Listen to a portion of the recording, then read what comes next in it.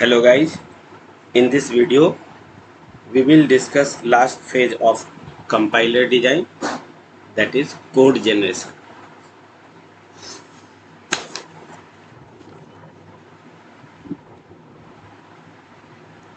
इस code generation में it is the final activity of the compiler. It is the process of creating assembly or machine language. The following are some properties of code generation. First, correctness, high quality, efficient use of resources of the target machine, quick code generation. ये चार हमारे properties हैं code generation के, जिसमें हम लोग correctness, high quality, efficient use of resources of the target machine and quick code generation होना चाहिए. Code generator main task of the code generator is main task of the code generator are instruction selection, register allocation and assignment, instruction ordering. इन सबों के बारे में हम लोग आगे one by one देखेंगे क्या होता है. अभी तक जो हम लोग कंपाइलर डिजाइन में पढ़े हैं, lexical analysis, syntax analysis, then semantic analysis, और इसके बाद हमारा होता है intermediate code generation, then code optimisation. और ये इनपुट हमारे कोड जनरेटर को मिलता है. दूसरा इनपुट इसमें हमारा सिंबल टेबल है. इन केस कोई प्रॉब्लम हुआ तो हम एरर हैंडलर को यूज़ करते हैं. इन दो इनपुट के बाद हमारे पास टारगेट कोड बनेगा, जिस टारगेट कोड में असेंबलर को भी यूज़ करेंगे. यहाँ मशीन कोड हम लोग जनरेट कर सकते हैं और तीन तरह के हमारे मशीन कोड हो सकते हैं: absolute machine code, relocatable machine code और असेंबली कोड. ये तीन तरह के मशीन कोड हमारा कोड जनरेटर जनरेट करेगा. तो कोड जनरेटर के तीन टास्क हो गए: एब्सोल्यूट मशीन कोड डेवलप करना, रिलोकेटेबल मशीन कोड डेवलप करना और असेंबली कोड डेवलप करना. कोड जनरेशन में दो मेन इनपुट्स हो गए: इंटरमीडिएट कोड जनरेशन और code optimisation and symbol table. The basic task of code generator is to develop the absolute machine code, relocatable machine code, assembly language. ये तीन हमारे code generator के द्वारा डिफरेंट मशीन कोड डेवलप होंगे. Absolute machine code का meaning होता है fixed location in the memory. इसका मतलब हो गया कि हमारा जो मेमोरी है, सपोज ये हमारा मेमोरी है, इस मेमोरी में जो भी प्रोग्राम होगा वो उस प्रोग्राम का कोई एक फिक्स्ड लोकेशन है. ये हमारा रैम है, मेमोरी, सपोज 1000 हमारा कोई लोकेशन है. तो जब भी कोई प्रोग्राम स्टार्ट हो रहा है वो एक फिक्स्ड लोकेशन से शुरू हो रहा है. इसलिए इस तरह के जो मशीन कोड होंगे उसको हम एब्सोल्यूट मशीन कोड कहेंगे. Machine code run from specific starting address. और इसके लिए जो हम निमोनिक यूज़ करते हैं वो हमारा होता है असेंबली लैंग्वेज में ORG. ORG से हमारा जो भी प्रोग्रामिंग होगा उसमें जो एड्रेस होगा वो हमारा फिक्स्ड रहता है. इमीडिएटली एक्सिक्यूटेड, ये हमारे एब्सोल्यूट मशीन कोड की प्रॉपर्टीज है. Immediately executed and useful for a small program like VI editor, compiler like PL/C produce absolute code. दूसरा जो हमारा मशीन कोड होता है that is called relocatable machine code, not a fixed location. जैसा कि हम अभी एब्सोल्यूट मशीन कोड में देखा कि कोई भी प्रोग्राम एक फिक्स्ड लोकेशन से मेमोरी में स्टार्ट होगा, मगर इस रिलोकेटेबल मशीन कोड में ये एड्रेस हमारा फिक्स नहीं होता. ये हमारा कहीं भी फ्री लोकेशन जो भी हैं उस जगह से स्टार्ट हो सकते हैं, इसलिए not fixed location that is machine code can run from anywhere in RAM. RAM में कहीं भी फ्री लोकेशन है वहाँ से स्टार्ट हो सकते हैं। Code can be placed whenever the linker finds the room in RAM. जब भी किसी कोड को हम रैम में लाते हैं तो इस कोड को रैम में लाने का काम हमारा एक सॉफ्टवेयर करता है जिसको हम कहते हैं लिंकर। लिंकर का काम होता है हार्ड डिस्क और स्टोरेज डिवाइस से किसी भी प्रोग्राम को रैम के फ्री लोकेशन, यदि ये हमारा फ्री लोकेशन है तो इस फ्री लोकेशन में जहाँ पर भी उसको लगता है रिलोकेटेबल मशीन कोड में अप्रोप्रिएट है वहाँ पे इसको स्टोर करेगा। यूजफुल फॉर कमर्शियल कंपाइलर्स और large program. Relocatable machine code हमारे कमर्शियल कंपाइलर और लार्ज प्रोग्राम के लिए ज़्यादा एप्लीकेबल और यूजफुल है। Loader and linker programs, they are two softwares are needed to link the modules and load the programs into memory execution. Loader का काम load करना है और एक से अधिक यदि प्रोग्राम को हम एक साथ कंबाइन कर कोई नया प्रोग्राम हम यूज़ करना चाहते हैं तो वैसे केस में लिंकर का काम हमारा होता है कि इन सारे डिफरेंट ऑब्जेक्ट को एक सिंगल ऑब्जेक्ट में कन्वर्ट कर दें, यानी एक से अधिक पार्ट को हम एक साथ कंबाइन कर एक न्यू लोकेशन बना सकते हैं। सपोज करें कि कोई फंक्शन हमारा है F1 और F2 एंड F3, ये तीन हमारा फंक्शन है F1, F2, F3। इसको हमने पहले ही किसी तरह से कंपाइल कर ऑब्जेक्ट कोड इसका डेवलप कर लिया। अब हमारे किसी प्रोग्राम में F1 और F3 की रिक्वायरमेंट है तो हम F1 और F2, F3 को यहाँ पे हम लोड करेंगे और इन दोनों को कंबाइन कर देंगे। ये कंबाइन करने का, लिंक करने का, एक दूसरे के साथ इसको लिंक करने का काम हमारा लिंकर का होगा और F1 और F2 को सेकेंडरी स्टोरेज से इस प्राइमरी मेमोरी में लाने का काम हमारा लोडर का होगा। ये लोडर हमारा इस सेकेंडरी स्टोरेज से रैम में इस प्रोग्राम को पहुंचाएगा और लिंकर हमारा इन दोनों को आपस में लिंक कर एक न्यू प्रोग्राम डेवलप करेगा। Although the procedure is expensive, there is a flexibility in being able to compile subroutines separately and call other previously compiled program from an object model. ये हमारे रिलोकेटेबल मशीन कोड के कुछ features थे। तीसरा part हमारा होता है assembly language. When we have assembly language program as the output, it makes the process of code generation easier. Assembly language में code generation का काम आसान होगा। We can generate mnemonic instructions and use the macro facilities of the assembler to generate code. Assembly language में mnemonics इसके statement को कहते हैं। सपोज हमें किसी दो नंबर को ऐड करना है तो हम एक कोड यूज़ करेंगे that is called add. Add को हम किसी मशीन कोड में ऐड लिखते हैं, कहीं पर स्मॉल में सिंपल ए भी लिखते हैं। अब यदि ए और बी को ऐड करना है तो हम इसको ए और बी लिखेंगे। इसका मीनिंग हो गया कि ए और बी को आप ऐड कीजिए और रिजल्ट को ए में स्टोर कर दें। इस तरह का जो हमारा इंस्ट्रक्शंस होगा, कमेंट के लिए हम सेमीकोलन यूज़ करते हैं। इस तरह के इंस्ट्रक्शंस का जो कोड होगा असेंबली लैंग्वेज में वो ऐड ए कॉमा बी। तो यहाँ पर जो हमारा इंस्ट्रक्शन ऐड है दैट इज़ कॉल्ड निमोनिक, इसी को हम निमोनिक कहेंगे। इस तरह के बहुत सारे निमोनिक्स होते हैं और ये निमोनिक्स डिपेंड करते हैं मशीन के हार्डवेयर पे और उसके असेंबली पे।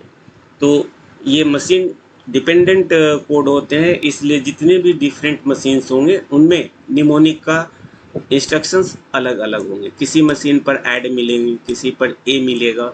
इस तरह के डिफरेंट निमोनिक्स हो सकते हैं डिफरेंट मशीन्स पर।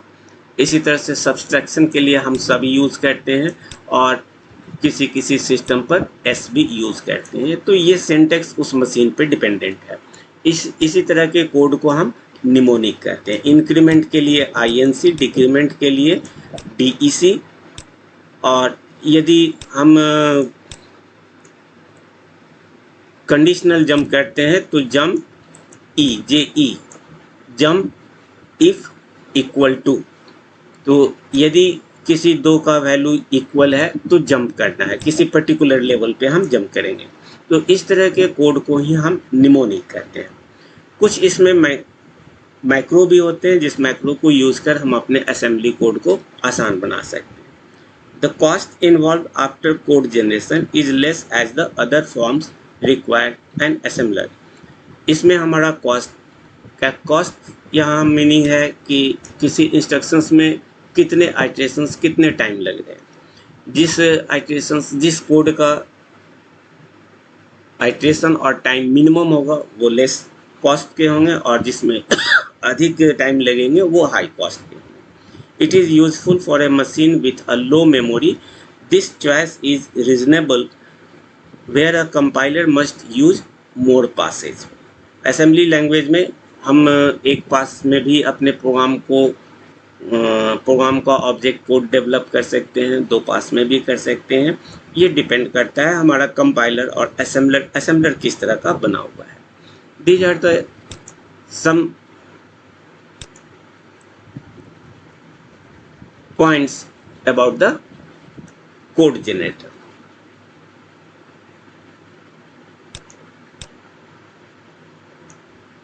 जब भी हम कोड जनरेट करते हैं तो यहाँ पे कुछ इश्यूज होते हैं, जिस इश्यूज को हमें सॉल्व करना होता है। जैसे input to the code generation इस फेज को कहते हैं, और इस कोड जनरेशन का जो इनपुट है वो मेरा इंटरमीडिएट कोड है। Input to the code generator are intermediate representation and symbol table. जैसा इस फिगर से हमको दिख रहा है कि ये इंटरमीडिएट रिप्रेजेंटेशन है, और इस intermediate representation plus symbol table को हम कोड जनरेशन में इनपुट के तौर पे यूज़ करते हैं। इस इंटरमीडिएट कोड में हमारा 3 एड्रेस कोड भी हो सकते हैं, क्वाड्रपल भी हो सकते हैं, ट्रिपल्स भी हो सकते हैं, पोस्टफिक्स नोटेशन हो सकते हैं, सिंटैक्स ट्री और ड्रैग हो सकते हैं।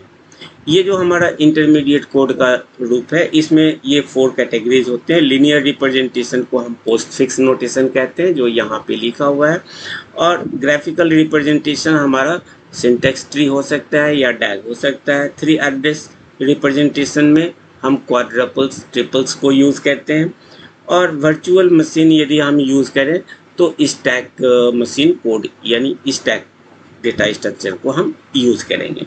तो इस 4 तरह के डिफरेंट इंटरमीडिएट रिप्रेजेंटेशंस हो सकते हैं, ये प्लस सिंबल टेबल, ये सब हमारे कोड जनरेटर के इनपुट्स होंगे। देन इस इनपुट पर हम अपने टारगेट कोड को बनाते हैं। अब ये टारगेट कोड का जो मशीन है, वो टारगेट कोड का मशीन भी कई डिफरेंट फॉर्म में हो सकते हैं, like RISC, CISC, stack based etcetera. RISC reduced instruction set computer, CISC complex instruction set computer. तो इस तरह के डिफरेंट टारगेट मशीन्स होते हैं, इसके अकॉर्डिंग हमें असेंबली कोड लिखना होता है। रिस्क की अलग कंसेप्ट होती है, सेस की अलग कंसेप्ट होती है, स्टैक में हम कुछ कंसेप्ट अलग कर देते हैं। देन हमारा मेमोरी मैनेजमेंट का काम होगा, जो इसका एक इशू हो सकता है। जैसे मान लीजिए कि हम किसी 4 को यूज़ करना चाहते हैं, तो 4 और 4.0 ये 2 डिफरेंट वैल्यूज़ हो गए। यदि हम 4 को यूज़ करते हैं तो हमारा डेटा टाइप जनरली बनेगा इंट, लेकिन यदि हम 4.0 को यूज़ करते हैं तो इसका डेटा टाइप बनेगा फ्लोट। अब यहाँ पर हम ये देख सकते हैं कि यदि फ्लोट यूज़ करते हैं तो इसका जो साइज होता है 2 बाइट्स का हमारा इंटीजर्स होगा और 4 बाइट्स का हमारा फ्लोट होगा। तो इस 2 बाइट्स की जगह पे यदि हम 4 बाइट्स यूज़ करें तो हमारे मेमोरी का वेस्टेज होगा। इस तरह के जो मेमोरी मैनेजमेंट होते हैं वेरिएबल्स पर, वो हमें ध्यान रखना होगा। नेक्स्ट हमारा होता है इंस्ट्रक्शन सिलेक्शन। इंस्ट्रक्शन सिलेक्शंस का मीनिंग है कि हम किसी एक काम को, एक टास्क को कई डिफरेंट तरीके से कर सकते हैं। जैसे किसी की वैल्यू को 1 से इंक्रीमेंट करना हो किसी वेरिएबल का, तो हमारे पास 2 तरह के इंस्ट्रक्शंस हो सकते हैं, a = a+1। a की वैल्यू को हमने 1 से इंक्रीज कर दिया। दूसरा तरीका हो सकता है हमारा इंक्रीमेंट ऑपरेटर, लाइक a++, जिसको कि हम लोग असेंबली में यूज़ करते हैं इंक्रीमेंट a। तो हमारे पास 2 मेथड हो गए, एक a = असाइनमेंट के थ्रू, दूसरा हमारा इंक्रीमेंट के थ्रू। इस केस में हमारा टाइम ज़्यादा लगेगा और इसमें हमारा टाइम कम लगेगा। तो इस तरह की चीज़ का या इस तरह के इंस्ट्रक्शंस जहाँ पर मल्टीपल फॉर्म होंगे इंस्ट्रक्शंस के, उसमें मिनिमम कॉस्ट के जो भी इंस्ट्रक्शंस होंगे उनके सिलेक्शन को हम इंस्ट्रक्शन सिलेक्शंस कहेंगे और इस तरह का काम हमें असेंबली लैंग्वेज में खुद करना होता है। देन रजिस्टर एलोकेशन, हम असेंबली लैंग्वेज में किसी वेरिएबल की वैल्यूज़ को कई तरीके से स्टोर कर सकते हैं, लाइक स्टैक में यूज़ कर सकते हैं या आप इसको किसी मेमोरी वेरिएबल में रख सकते हैं किसी कोई भी वैल्यू, या हम इसको किसी रजिस्टर में रख सकते हैं। रजिस्टर में यदि किसी वेरिएबल की वैल्यूज़ को हम स्टोर कर दें तो इसका एक्सक्यूशन सबसे फास्ट होगा, देन इसके बाद स्टैक का एक्सक्यूशन होगा और सबसे ज़्यादा समय हमारा मेमोरी लोकेशन में होगा। तो जब भी हम किसी रजिस्टर्स को एलोकेट करते हैं, रजिस्टर यूज़ करते हैं, वहाँ पे हमें सिलेक्शन देखना होता है कि हम किस तरह के रजिस्टर को यूज़ करें एक्सक्यूशन को फास्ट करने के लिए। लेकिन यहाँ एक कंडीशन होता है कि नंबर ऑफ रजिस्टर्स की संख्या हमारे किसी भी सिस्टम में कम होती है, तो हम किसी भी रजिस्टर्स को यूजलेस या अननेसेसरी हम यूज़ नहीं करते और उसको हम कहीं पर ब्लॉक करके भी नहीं रखते हैं। तो एफिशिएंट यूज़ करना रजिस्टर एलोकेशन कहलाएगा। For example AX, BX, CX इस तरह के हमारे कुछ रजिस्टर्स होते हैं 86 फैमिली में। जितने भी हमारे 86 फैमिली हैं उसमें जनरल पर्पस रजिस्टर GPRS जो हम कहते हैं, उस GPRS रजिस्टर्स में ये 4 रजिस्टर्स होते हैं और अदर स्पेशल रजिस्टर SPRS होंगे, SIDI, फ्लैग रजिस्टर्स एट्सेट्रा। तो इस 86 फैमिली में ये जो रजिस्टर्स हैं इनकी संख्या बहुत कम है। यदि हम अननेसेसरी इस रजिस्टर को किसी जगह पे एलोकेट करते हैं तो फिर हम उस रजिस्टर को यूज नहीं कर सकते। तो रजिस्टर को कैसे एलोकेट करना है, जैसे AX रजिस्टर हमारा है तो इसकी साइज़ 2 बाइट की होती है और इस पूरे 2 बाइट के रजिस्टर्स को हम AX कहते हैं।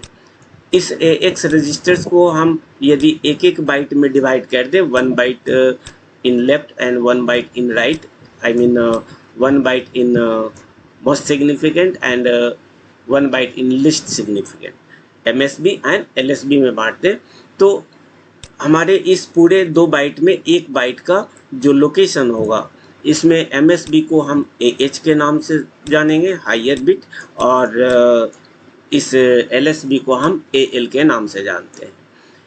इस AL में 1 बाइट मीन्स 8 बिट्स। 8 बिट्स का मीनिंग हो गया कि हम 2 to the power 8 that is 256 different values को हम इसमें स्टोर कर सकते हैं अनसाइंड फॉर्म में।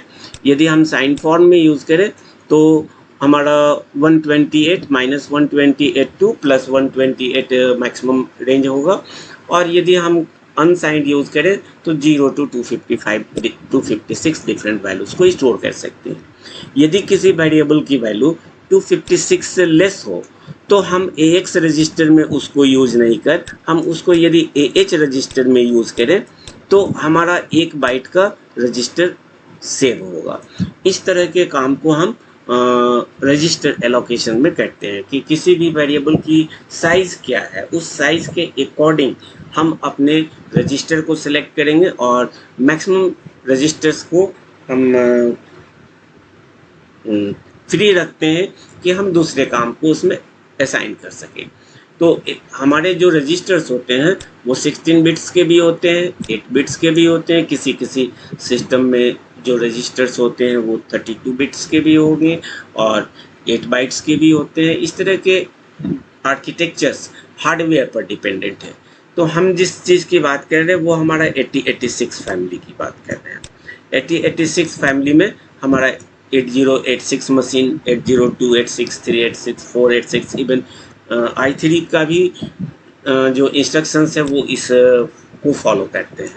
तो इस तरह के जो रजिस्टर्स होते हैं उनकी संख्या चूँकि इन सबों में बहुत कम होती है, इसलिए हम रजिस्टर्स को फ्री रखते हैं और जहाँ इम्पोर्टेंट हो वहीं पे इसको यूज़ भी करते हैं, लेकिन रजिस्टर्स को मैक्सिमम यूज़ करने से हमारा एक्सक्यूशन फास्ट होता है।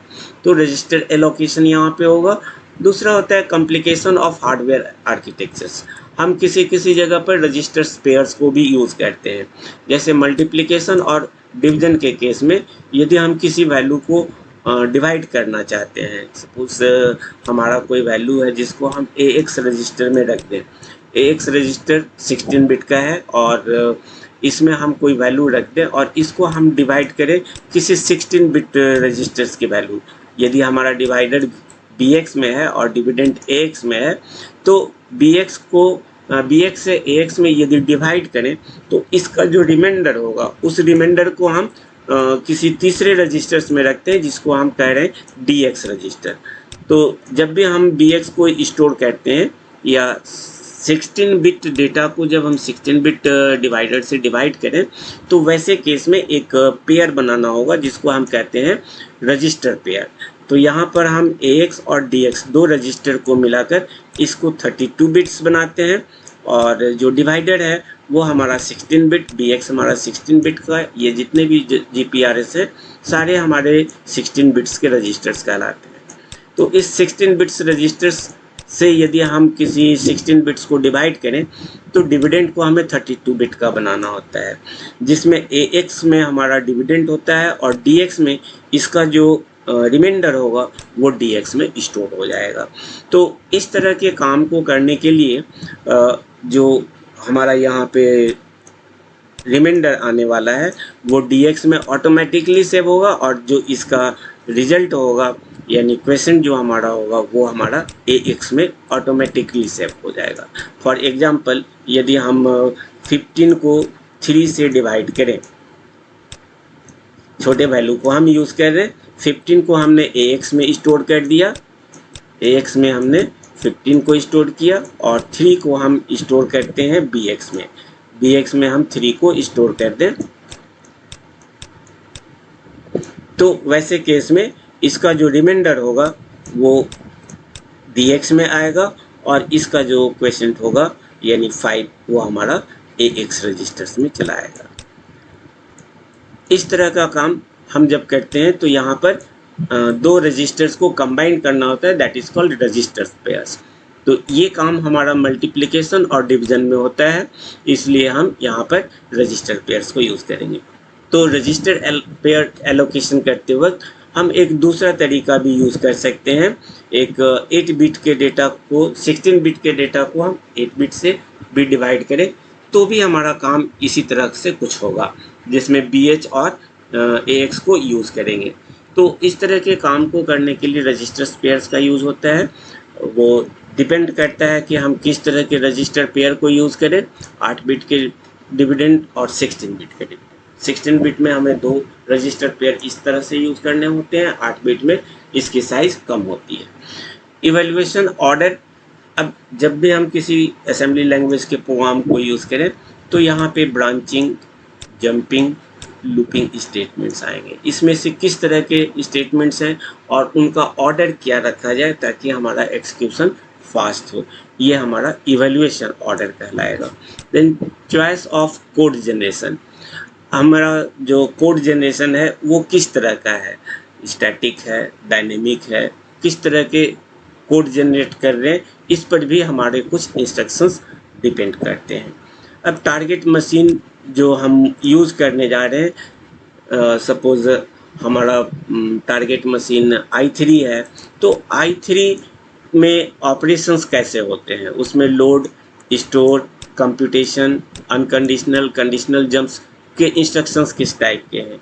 इस i3 के एड्रेसिंग मोड कितने तरह के होंगे, जैसे immediate addressing, index addressing, direct और indirect addressing, relative direct, relative indirect etcetera. इस तरह के डिफरेंट एड्रेसिंग मोड्स होते हैं और एड्रेसिंग मोड पर डिपेंड करता है कि हमारा एक्सक्यूशन कितना फास्ट और कितना स्लो होने वाले हैं। अगेन इंस्ट्रक्शंस हमारे 0 ऑपरेंड के भी हो सकते हैं, 1 ऑपरेंड के भी हो सकते हैं, 2 ऑपरेंड भी हो सकते हैं, 3 एड्रेस इंस्ट्रक्शंस भी हो सकते हैं।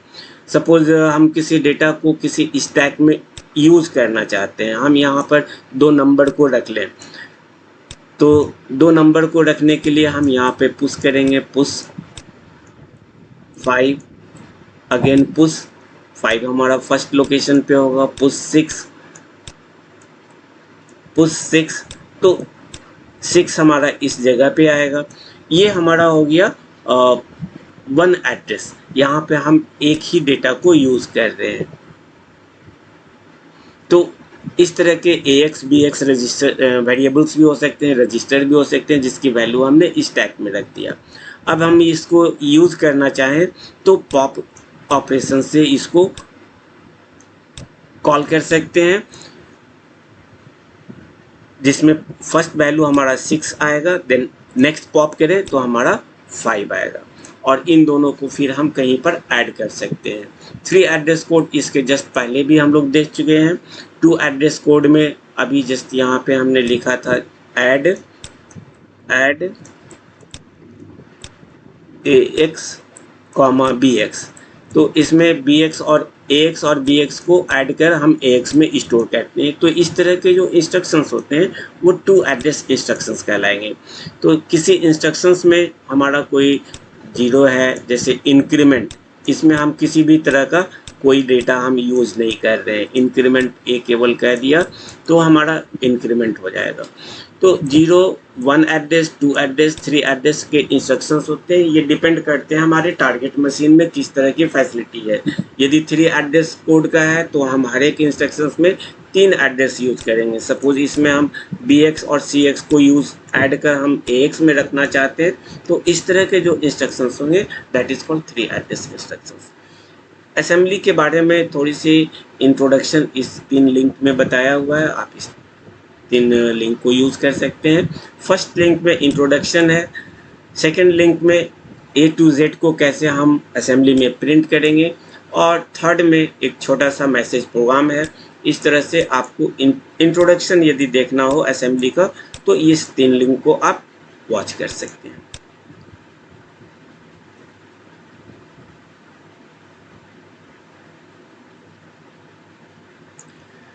यहाँ हम कुछ इंस्ट्रक्शंस एग्जाम्पल देख रहे हैं असेंबली लैंग्वेज में किस तरह के हम लोग काम करते हैं और कैसे काम करते हैं। सपोज हमारे पास कोई एक्सप्रेशन हो x = y + z, तो इसे असेंबली में कैसे यूज करेंगे।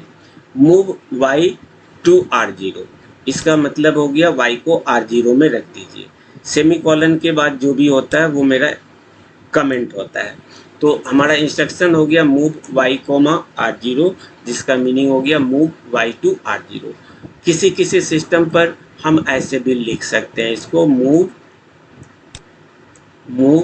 r0, y। ये डिपेंड करता है हमारा जो मशीन है उस किस आर्किटेक्चर को फॉलो कर रहा है। इसका भी मीनिंग वही है, मूव y to r0, और यहाँ भी इसका भी मीनिंग यही है। तो आप जिस सिस्टम के लिए, जिस टारगेट मशीन के लिए काम कर रहे हैं उसमें असेंबली कोड किस तरह से लिखा गया वो उसके इंजीनियर्स को पता है, तो वो उसी के अकॉर्डिंग सिंटेक्स लिखते हैं। हमने यहाँ पे एक सिंटेक्स यूज किया है, मूव y to r0।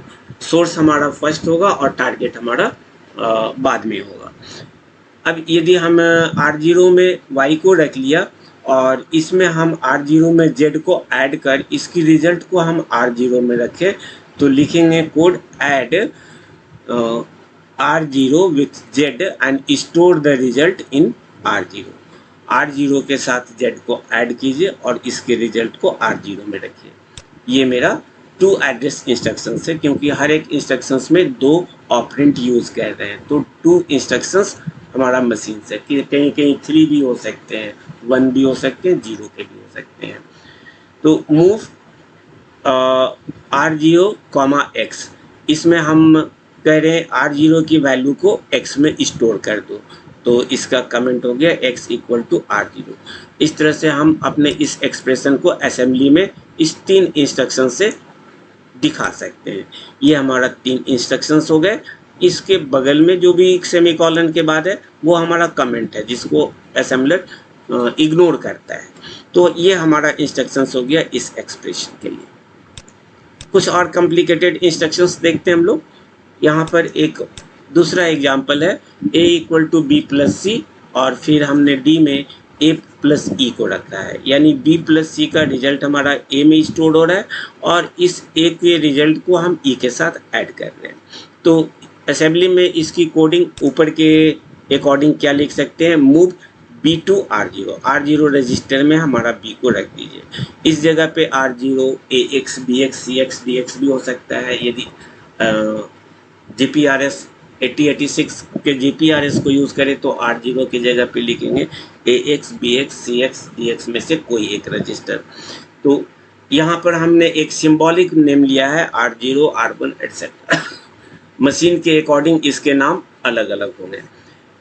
8086 में R0 की जगह पे ax bx cx लिखेंगे और अदर जो मशीन होंगे उसके अकॉर्डिंग उसका R0 का नाम होगा। तो move B to R0, B को R0 में रखिए, ऐड C विथ R0 के साथ C को ऐड कीजिए, रिजल्ट R0 में रखिए। अब इस R0 को हमें इस इंस्ट्रक्शंस एक्सप्रेशंस के अकॉर्डिंग हमें A में स्टोर करना होगा। तो हम इसको स्टोर किया, मूव R0 टू A।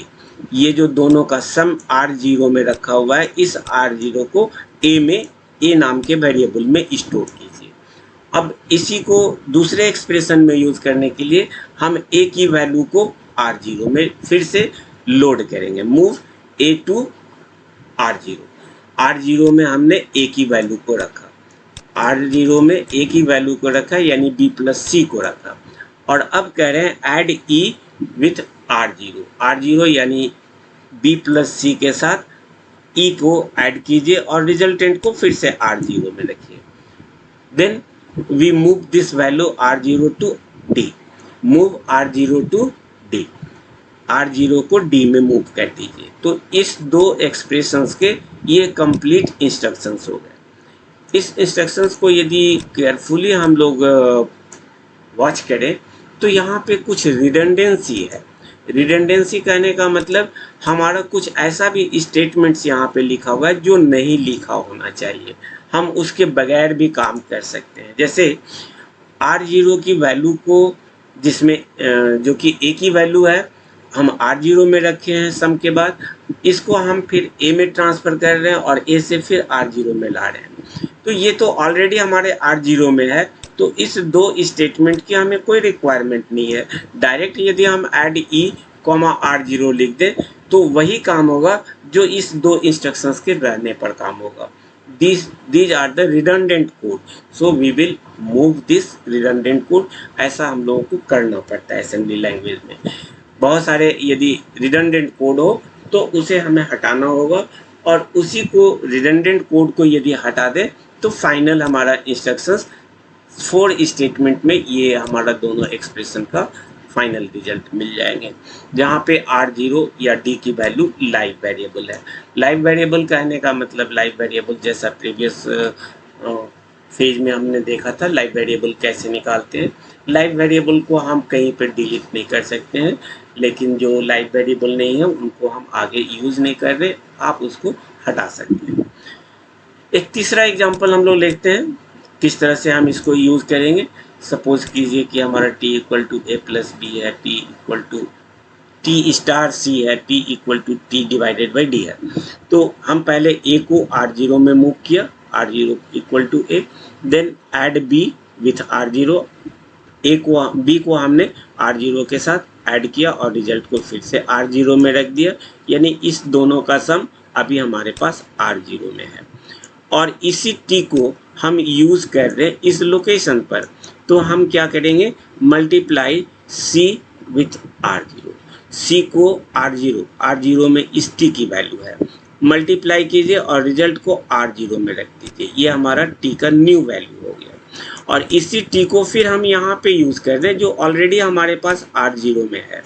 तो विदाउट रिडंडेंट कोड हम यूज़ कर सकते हैं div d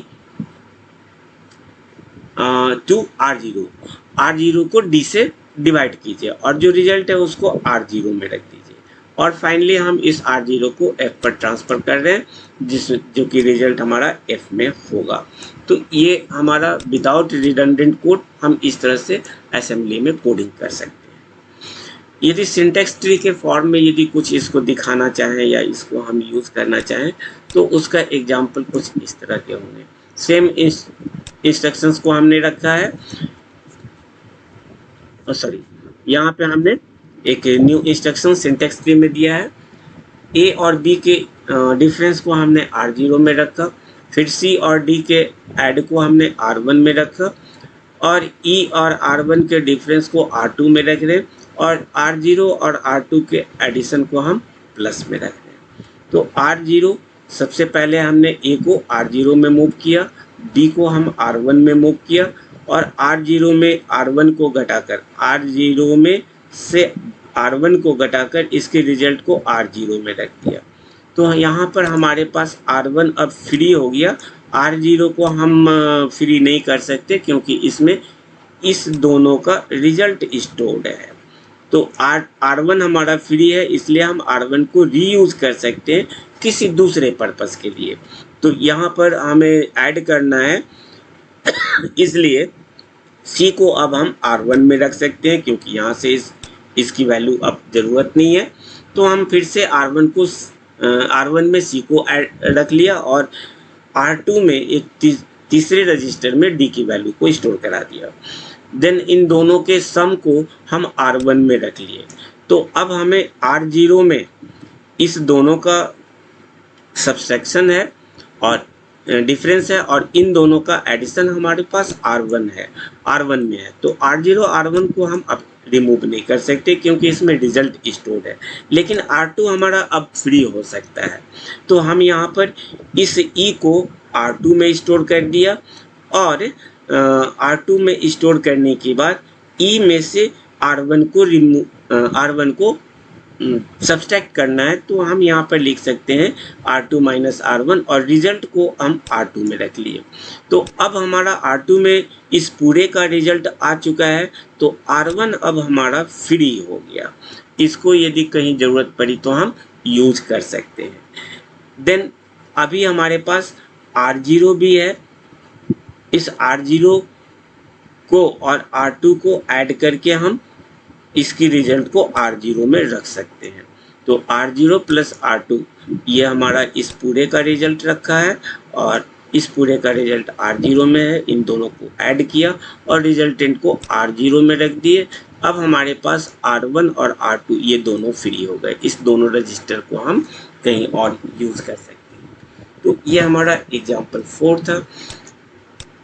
यहाँ पर इस एग्जाम्पल से हमें पता चल रहा है कि हम अपने सिस्टम पे डिफरेंट रजिस्टर्स को यूज़ कर सकते हैं। डिफरेंट रजिस्टर को यूज़ करें तो हम इस डिफरेंट रजिस्टर्स में कितने रजिस्टर्स को यूज़ करें, क्योंकि हमारे CPU में जो रजिस्टर्स की संख्या होती है वो बहुत कम होती है और ये काफ़ी कॉस्टली भी होते हैं। इसलिए हम चाहेंगे कि जो भी एक्सप्रेशंस हैं, चाहे वो सिंपल हो या कम्प्लेक्स हो, उनको हम किस तरह से मिनिमम नंबर ऑफ रजिस्टर्स में स्टोर करें या यूज़ करें। इसी चीज़ को हम नेक्स्ट वीडियो में देखेंगे। How can we minimise the number of registers to solve the particular expression. Okay, thank you.